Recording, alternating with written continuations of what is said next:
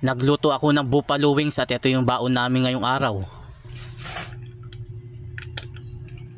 Pag uwi namin kagabi, kumain lang kami saglit at nagpahinga. Pagkatapos inasikaso ko na yung karne ng manok. Imamarinate ko para ngayong umaga nga iluluto ko na lang. Isang itlog lang at saka konting harina lang yung nilagay ko. Para maging malasa lalo, medyo dinamihan ko yung paglagay ng bawang. Bukod sa bawang, inilagay ko na rin yung powder na paminta, bali 3 plastic yung inilagay ko. Pinagsama-sama ko na lang kasi sa isang plastic para isang buhusan na lang. Naglagay din ako ng kalamansi, nagpiga lang ako ng mga 10 piraso. Makakatulong din yan na mawala yung lansa ng karne ng manok. Pinakahuli, naglagay naman ako ng patis para pampaalat. Tinansya ko na lang yung paglagay, kaya patis yung ginamit ko para maging malinamnam kasi yung karne ng manok pag naluto. Pwede rin naman yung asin kung wala kayong patis, depende na lang sa inyo kung ano ang gusto ninyong ilagay. Nagpapa-shoutout nga pala sina Ma'am Julieta ng Santa Maria Isabela, Susana Magtibay ng Calamba City, at kina Alice Bersosa ng Talisay, Batangas, Marieta Mangalinaw ng San Leonardo, Nueva Ecija, at kay Aiza Buena ng Bato, Camarines Sur, mula kay Jerry Makahilig. After kumahalo, itinabi ko na muna, ibababad ko lang yan ng 8 oras para lalong kumapit yung mga pampalasang inilagay ko. Kanina nga habang nakasalang pa yung kanin ko, inilabas ko na yung ibinabad kong karne ng manok. Kung nandito ka pa rin sa bahagi ng aking video, paki-share mo naman para maraming makapanood. Gumamit na lang ako ng kutsara sa paghalo, pagkatapos nagsalang na ako ng kawali. Pinainit ko ng husto yung kawali, yung tipong umuusok bago ako naglagay ng mantika. Ibinuhos ko na lahat yung mantikang ibinili ko para pagkaprito pantay. I-shoutout ko na muna si Nayana Mirandilla ng Pampanga, Ryan Cantelado ng Rosario Pasig, Wena MP ng Naik Cavite, at sina Alexis Repiso ng Bulacan, at si Freddy Pilapil ng Nueva Ecija, at si Rosalie Habillo ng Giginto, Bulacan. At ng golden brown na yung karne ng manok, hinango ko na. Maraming salamat din pala sa mga nagsishare sa aking video, at kung hindi ka pa nakapalo sa akin, pakipollow na lang ako para updated ka sa mga susunod kong video. Gumamit na lang ako ng panibagong kawali at naglagay lang ako ng kaunting mantika para hindi agad matuyo yung butter. Ito nga pala yung version ko ng buffalo wings, kaya lang hindi kumpleto ng rekado. Bago pa man tuluyang malusaw yung butter, nilagay ko na yung ketchup. Hininaan ko na nga rin pala yung apoy dyan para hindi agad matuyo. Konting halo lang yung ginawa ko, sinunod ko na rin yung oyster sauce. Tapos naglagay na rin ako ng powder na paminta, medyo dinamihan ko na rin yung lagay. Continuous lang ako sa paghalo, pagkatapos naglagay naman ako ng asukal. 2